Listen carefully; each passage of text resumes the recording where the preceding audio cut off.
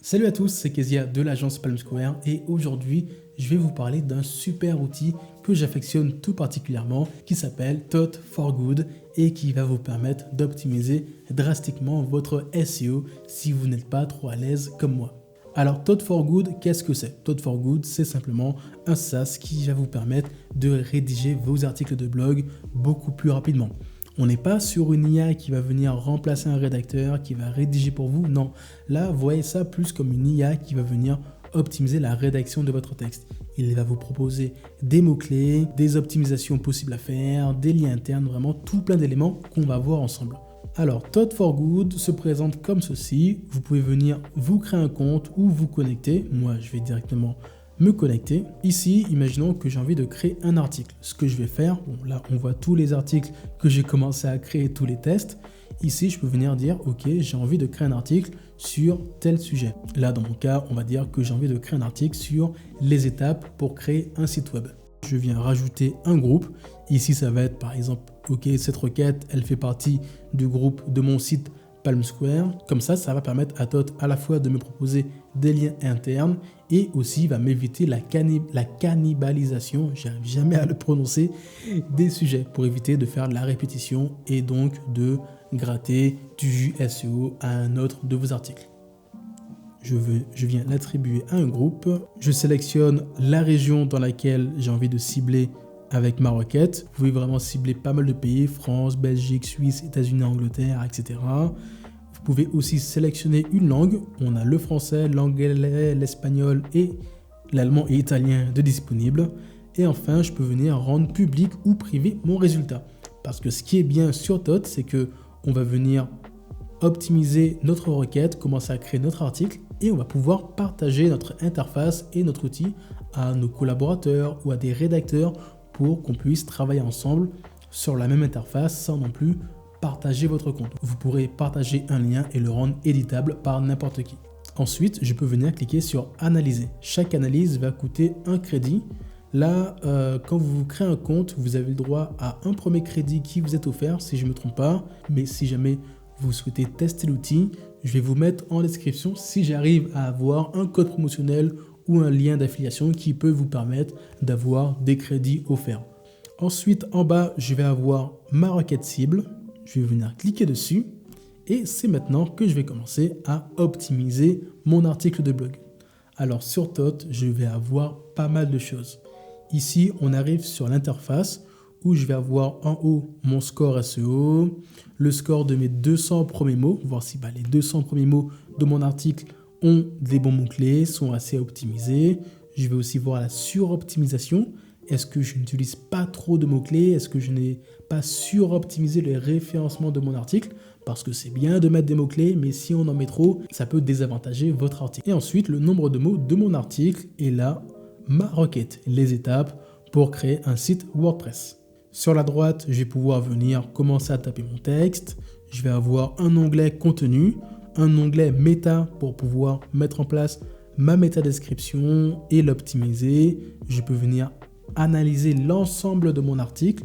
Ça va analyser mes titres, les questions que j'ai, les liens, les tableaux, vraiment tous les éléments de mon article. Je vais avoir un résumé et des stats juste là pour voir si au niveau du nombre de mots uniques, je ne suis pas trop en dessous de la moyenne, au-dessus de la moyenne, afin de vraiment avoir un article optimisé. Maintenant, le contenu de mon article, comment je vais venir l'optimiser? Alors simplement, sur la gauche, je vais avoir l'onglet mots-clés. Ici, Thought, ce qu'il a fait, il est allé sur la SERP de Google en français, sur la région France, comme je l'ai paramétré au tout début. Il m'a récupéré mes 10 ou 20 sites qui apparaissaient, les 10 sites du coup qui apparaissaient sur la première page. Il est venu me récupérer tous les mots-clés et se dit, ok, si tu as envie d'être positionné sur la première page, il faut que tu aies au moins tous ces mots-clés. Tu vas avoir des mots-clés obligatoires par ordre de priorité. Ici, j'en ai quand même pas mal. Et je vais aussi avoir des groupes de mots à mettre en gras. Ça, c'est très important. Ça va vous aider à votre bon référencement. Parce que les mots en gras, on ne le sait pas tous, mais ça peut aider votre référencement d'une très bonne manière. Là, on est à peu près sur les mêmes outils que vous pouvez retrouver sur 1.fr pour ceux qui le connaissent. Ensuite, Todd va nous proposer des idées de sujets. Ce sont des idées qui sont abordées, pareil, sur les premiers sites qui arrivent, sur la requête et les étapes pour créer un site web. Là, je vais pouvoir m'inspirer de sujets, me dire, ok, bah tiens, dans mon article, je pourrais parler de tel sujet ou tel sujet, afin de m'aider à rédiger mon article. Ensuite, je vais pouvoir venir mettre en place mes différents liens internes.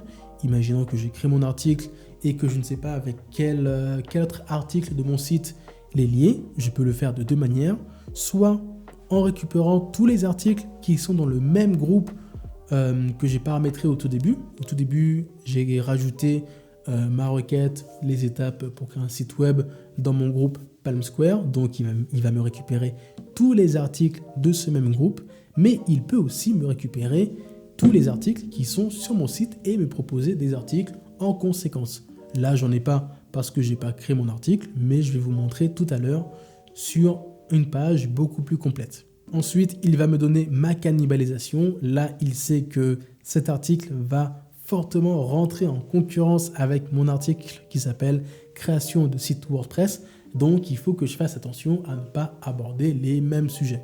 Ah oui, là, il rentre en concurrence parce que je me suis trompé, c'est les étapes pour créer un site WordPress. Donc, c'est plutôt bien parce que souvent, on peut oublier l'article qu'on a créé il y a 3 ans de cela et qui risque de venir pomper du jus SEO à notre nouvel article. Des fois, il vaut mieux modifier un ancien article afin de l'optimiser plutôt que d'en créer un qui va venir lui faire la concurrence.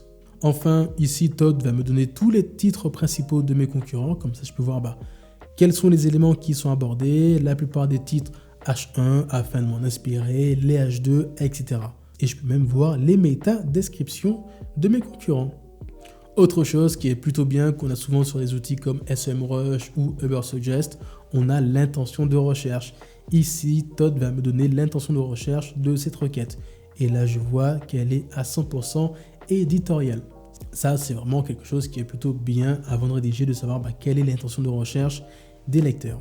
Et quelque chose qui est encore plus extraordinaire sur Todd, c'est qu'on a la possibilité d'enregistrer des prompts ChatGPT. Et Todd nous propose aussi des prompts tout faits qui peuvent nous aider à rédiger le plan de nos articles. Là, par exemple, je peux venir récupérer le prompt création d'un plan MCE ou un plan Minto. Par exemple, je prends celui-ci, je vais sur ChatGPT, je rentre mon prompt. Et là, tout simplement, le prompt, je vais vous le montrer, c'est le plan, propose-moi un plan complet et détaillé sur tel sujet, les étapes pour la création d'un site WordPress avec un H1, DH2, DH4. Vraiment, ça me fait un prompt super complet, super efficace. Ça va me prendre tous les titres de mes concurrents pour me proposer une structure d'article assez optimisée. Là, on voit qu'on a l'introduction, comprendre les bases de WordPress, les étapes essentielles. Vraiment, ça va vous permettre de gagner énormément d'heures. Et en plus, dans ce prompt, on a aussi la possibilité de dire à ChatGPT de me proposer quelque chose de nouveau à proposer dans le plan de mon article et de ne vraiment pas copier-coller ce que les concurrents font afin de vraiment se différencier sur la SERP. Alors, en action, qu'est-ce que Todd donne? Je vais vous montrer sur un article que je suis en train de rédiger qui n'est pas encore très optimisé, mais on est sur la bonne voie. Là, je vois que j'ai mon article, je l'ai rédigé. Je vois que dans les mots-clés, il en manque certains. J'en ai mis pas mal, mais il y en a quelques-uns qu'il faudrait que je rajoute à mon article. Je vois aussi qu'au niveau de mes 200 premiers mots, j'ai 23% d'optimisation, c'est plutôt bien. J'ai pas mal de suroptimisation, je suis à 15%. La limite de mes concurrents, c'est 16%, donc il va falloir que j'améliore ça. Et j'ai 2400 mots sur les 1500 requis. Et les 1500 requis, c'est des articles de mes concurrents. La moyenne de mes concurrents ont 1500 mots. Donc, j'essaie de faire un petit peu plus. Pareil, au niveau du score SEO, essayer de passer à 96, 87%, mais ne pas forcément viser les 100%. Parce que si on fait un article qui est trop optimisé, on essaie de mettre trop de mots-clés, Google ne va pas forcément l'apprécier et préfère un article avec quelques mots-clés en moins, mais qui est plus simple et plus convivial à lire, si je peux dire. Là, je vois qu'il y a des mots-clés qu'il faut que je mette en gras, que je n'ai pas encore fait. Je suis pas un bon élève, mais je peux venir ici, aller dans concurrents, vérifier mes concurrents. Là, je vois que la moyenne des top 10, je suis à 65% d'optimisation, je suis à 1500 mots. Donc, je peux voir, ok, j'ai pas mal de concurrents qui sont pas très optimisés, sauf un ici, là, 01.net.com, 01net.com. qui a 90% d'optimisation et à 4200 mots. Donc voilà, outil qui est plutôt bien, plutôt sympa quand on n'a pas forcément le temps de passer des heures à rédiger des articles, avoir 40 000 outils. Là, c'est vraiment pratique. C'est un outil qui est accessible. Au niveau des prix, je vais vous montrer, on a différents types d'abonnements et de systèmes de paiement qui vont peut-être changer en fonction du moment auquel vous regardez la vidéo. Je peux avoir un abonnement mensuel ou un abonnement annuel et je paye mes crédits en fonction de mon envie. Là, je peux acheter 40 crédits pour 90 €, acheter 5 crédits mensuellement pour 19 € par mois, ainsi de suite. Donc vraiment, c'est un outil qui vaut largement le coup. Moi, je l'utilise, j'ai acheté plusieurs crédits, j'en ai perdu pas mal en faisant mes tests, mais ça vaut largement le coup pour des personnes qui débutent ou même des experts SEO qui souhaitent optimiser leurs articles de blog ou tout simplement des rédacteurs qui souhaitent avoir des articles les plus optimisés possibles. Donc n'hésitez pas à aller découvrir cet outil, à me dire en commentaire de cette vidéo qu'est-ce que vous en avez pensé et n'hésitez pas aussi à rejoindre le créateur de l'outil, je vous mets son LinkedIn en description. Il publie souvent des nouveautés, des idées de mise à jour et vous pouvez aussi collaborer au développement de cet outil en donnant votre avis sur des nouvelles fonctionnalités. Sur ce, c'était Kezia de l'agence Palm Square et on se retrouve à très vite pour de nouvelles vidéos. Ciao!